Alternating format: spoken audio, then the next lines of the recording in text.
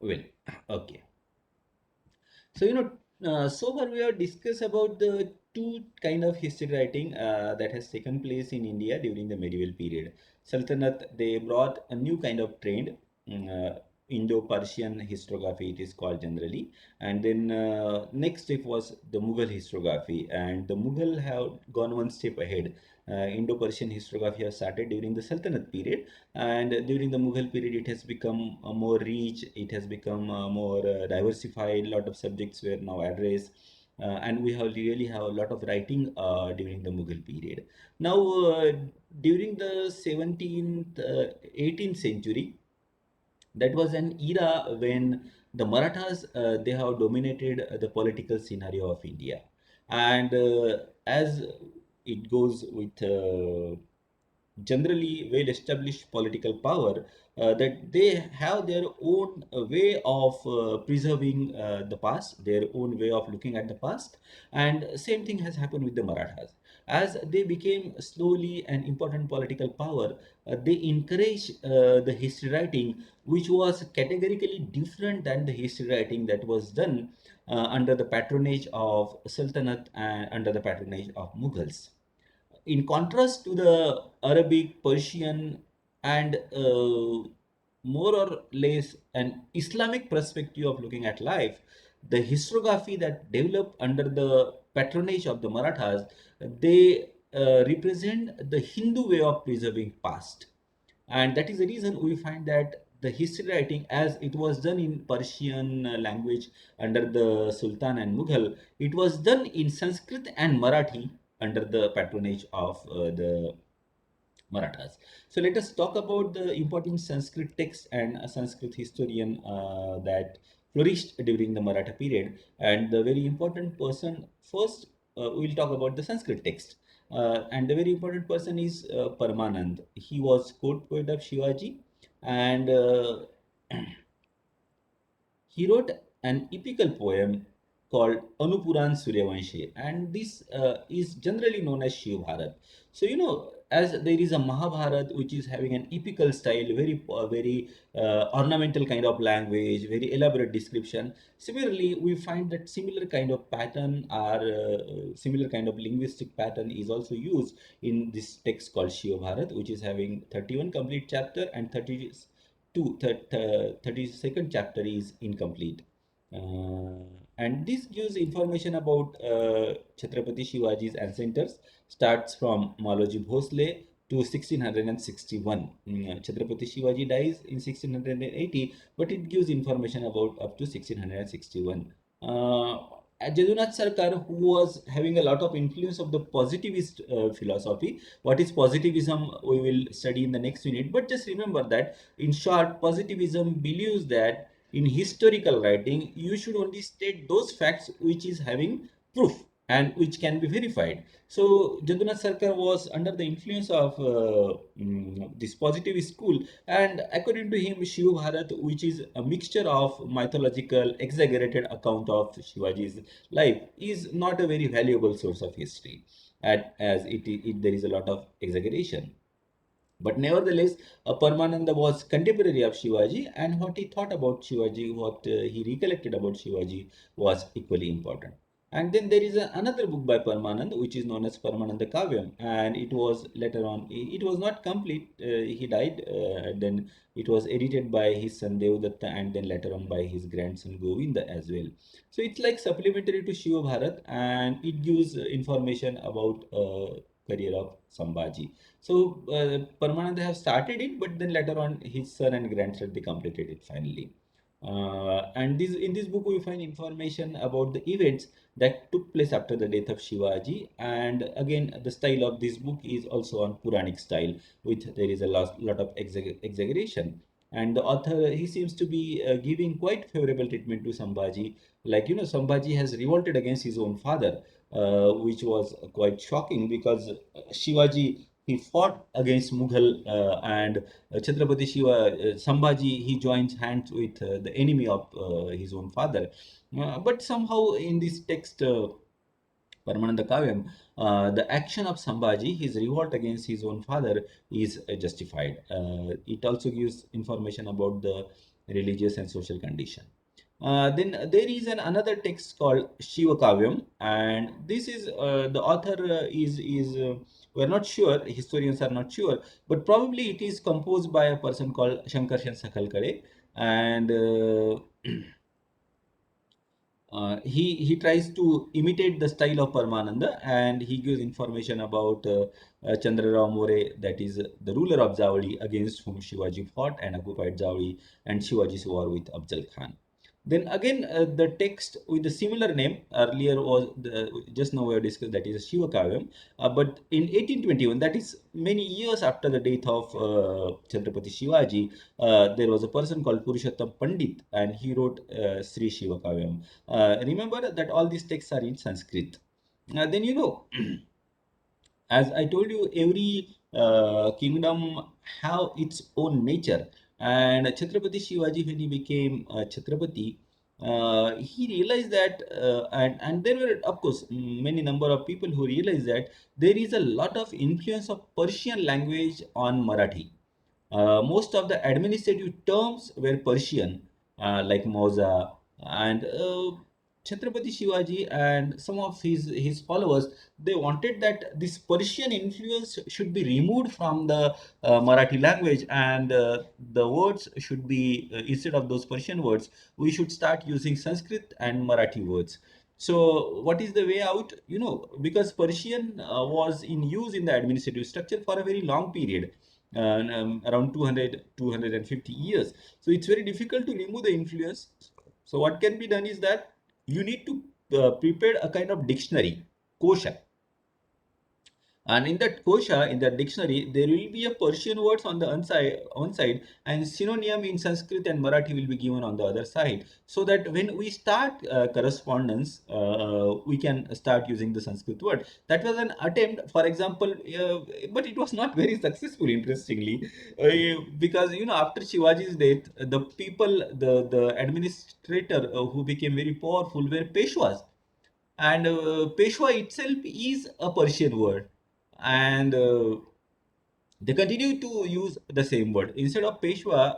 Like when Shivaji was coronated, Peshwa designation was there, but it was also written as Pradhan. So Pradhan is the Sanskrit synonym, but it did not work out. There are certain things which gets so entrenched in the usage that it's very difficult to remove that kind of influence. But nevertheless, this was an attempt on the part of Shivaji, that he sanctioned and sponsored Rajya Vyavhar Kosh, and that was prepared by a person called Raghunath Panta Hanumante, who wrote synonym to the Persian word in Sanskrit and in Marathi that can be used in the administration. Then next text that is written by a person called Venkatadwari, and the name of the text is Vishwa Gunadarshan Champu. And in this text, we find a lot of information about the social status of medieval Brahmin, Maratha, and other castes in Maharashtra in the medieval period. And this is an important source of social history. Then in 1674, Shivaji was coronated and he became Chhatrapati. And there was a person called Gaga Bhatta, who was a respectable Brahmin priest of Kashi. Originally, his ancestors were Maharashtrian and they settled down at Kashi, but he was from Kashi, born and brought up there. And he was called to Maharashtra to perform this coronation ceremony. And he wrote two texts, Shiva Rajya Prashasti and Shiva Karyodaya in Sanskrit. And these two texts throws light on the importance of coronation. What was the significance of coronation? Why it was important? Then there was a person called Keshav Pandit who wrote Dandaniti Prakaranam, and in this text we get information about the different kind of punishment that will be given to the different kind of crime. So it's like important text about the judicial system or the police system that work. Then there is a text called Rajaram Charitam in Sanskrit again, and which is written by Keshav Pandit. After the death of Sambhaji in 1689, Rajaram becomes the ruler of Marathas, and the capital fort Raigad was attacked by the Mughal, and Rajaram escapes from Raigad. He escapes from Maharashtra and goes to Zinji. Zinji was a fort in south, which is near Chennai, and on that fort he takes shelter, and from there he runs the administration of the Maratha kingdom. So his journey from Maharashtra to Ginji is described in this text called Rajaram Charitam. It is written by Keshav Pandit. Now, interestingly, when Shivaji became an independent ruler at Pune, his half brother Ekoji also became an independent ruler at Tanjavur.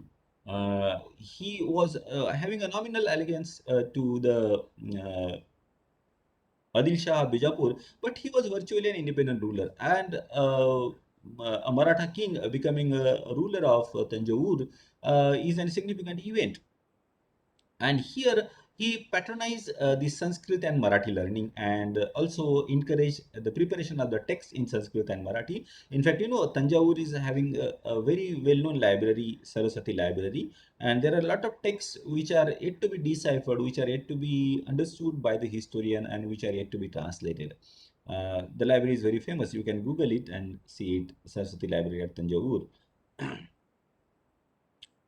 Now here on his court there was an very learned person called Jairam Pinde. He was, and as the Maratha king became ruler there at Tanjore, large number of Maharashtrian family they migrated from Maharashtra and they sought employment in the court of Tanjore. Tanjore is still having a significant Marathi population, and they speak a very different kind of Marathi than we speak in Maharashtra. That is Marathi mix with that mix with lot of Tamil words. It is a Tamil area, but they have colonies and they are called Tanjore Marathas. We will not understand their Marathi well. Uh, Now he was born in Nashik district and he sought employment with Tanjore Maratha king Ekoji Bhosle, and he was expert in quite an linguistic. He was expert in 12 Indian languages.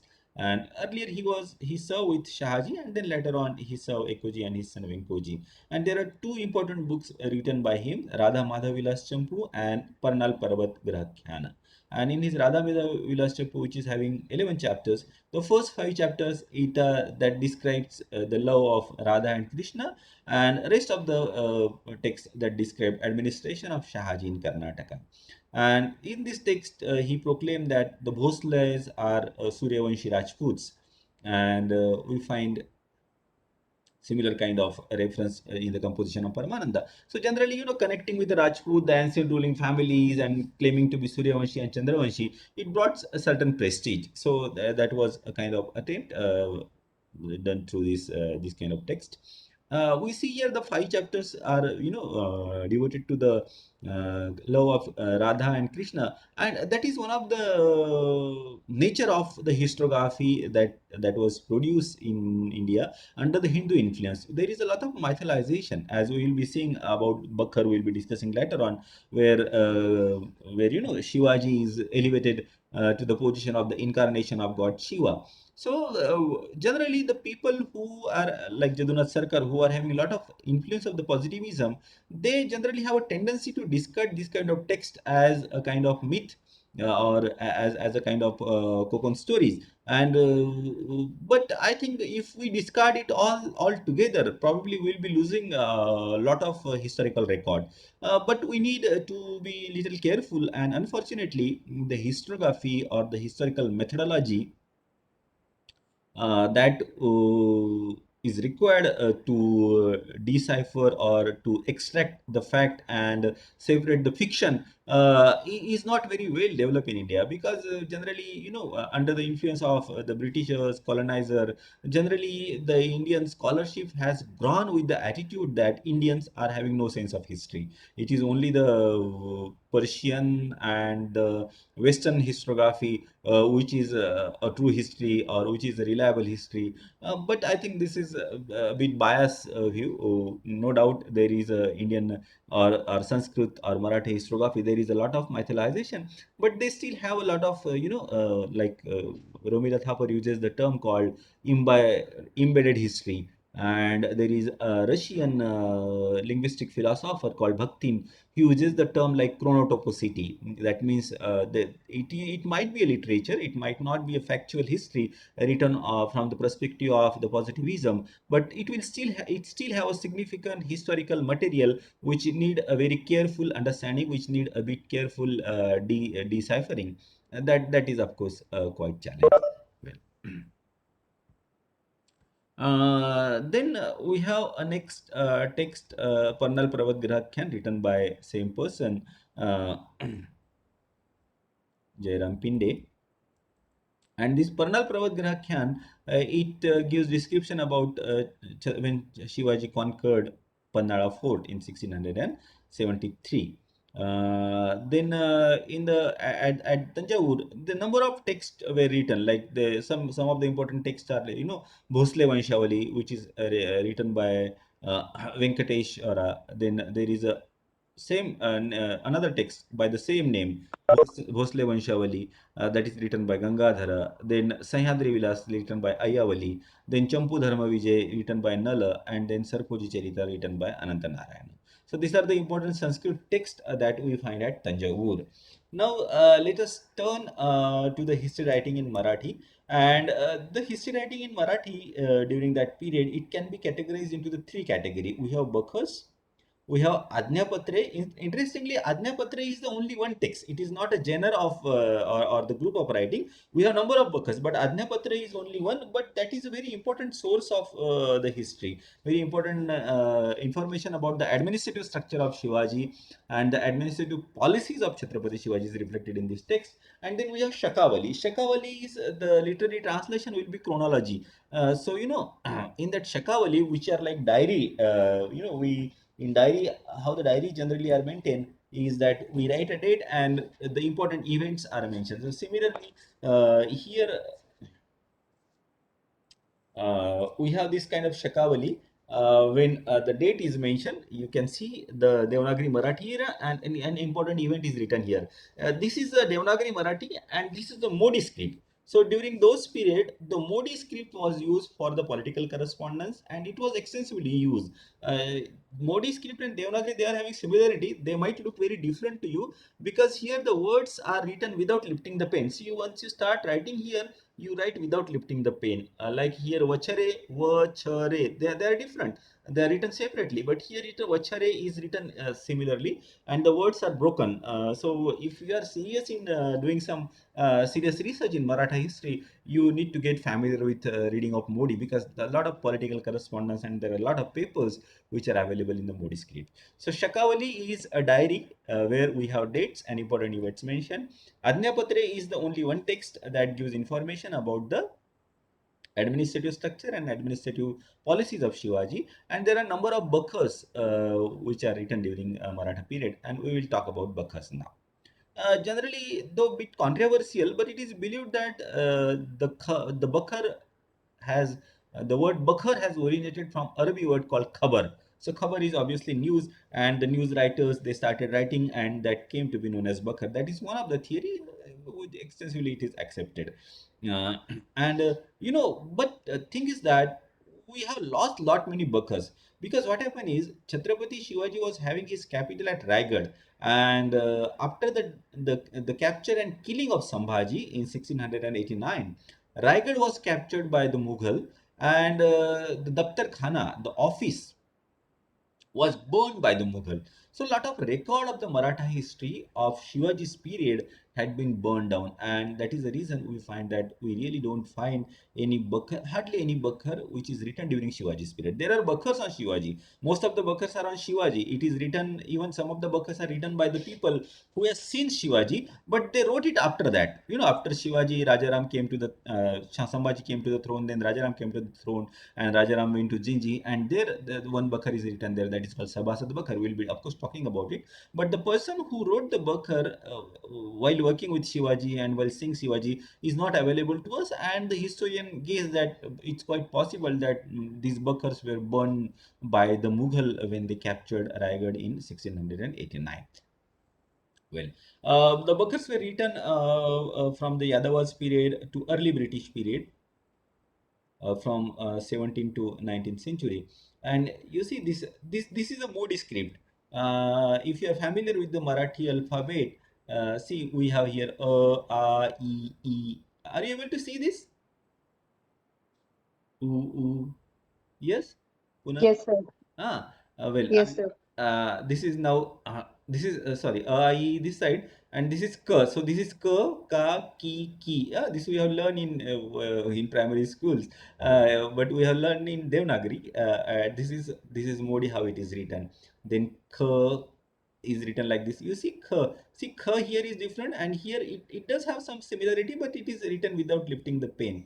Then g is quite similar. Gh is quite similar, but ghee, you see how the ghee, ghoo, ghee, then d is quite similar. Ch, see, ch look quite different. Ch look similar again, then j. But when all these words are combined together to write a word, then it becomes very difficult to read for the person who is not familiar. It takes some time. And then here again, this is e, this is k, kh, g, gh, d. These are the Modi letters, which is definitely having some similarity with the Devanagari. They are Devanagari actually, but they are just written in a different way. They are modi usko modna कहते हैं ना हिंदी में. You break certain things, so words are broken. It looks like a broken word, so it's called modi. Well, now the Bakhars are written, but as as I told you, one of the nature of the historiography and that was composed under the Marathas during the medieval period and under the number of Hindu king before the coming of Turk, is having a lot of mythology mixed into it. So that is the reason from the positivist perspective, the Bakhars are also not considered as a very important source of the history. The Bakhars are also they had a very less knowledge of history, and they did not really try to verify the facts. Whatever they heard, they just wrote, and they again have a tendency to overpraise certain historical person that they like. They are mostly based on memory and no help of. Generally, we don't see the Bakarkar referring to the earlier written record. They will just go with the army, observe the battle, and they will just go on writing, or they will come back from the battlefield. They will come back from the war, and whatever they could recollect, they will just write it.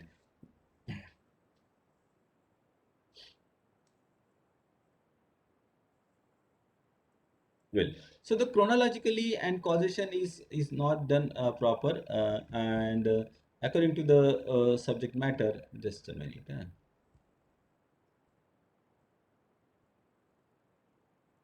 Well, okay. So these buckers are of different types. So according to the subject matter, we have buckers, that is biographical buckers, like it talks about a character of Shivaji, Shahu, and Peshwe. Then we have autobiographical buckers. Some of the historical characters, they have written their own autobiography, like Nana Fadanvis, then Gangadhar Shastri Patwardhan, then Bapu Kano.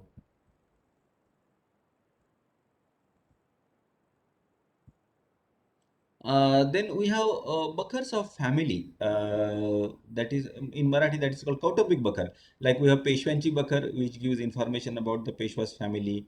Then we have Kayastha Prabhunchi Bakar, which gives information about the Prabhus. Then we have Bhosle Vansha Charitam, which talks about the Bhosle family. Then we have Nagpurkar Bhoslanchi Bakhar, the Bhosla king of Nagpur.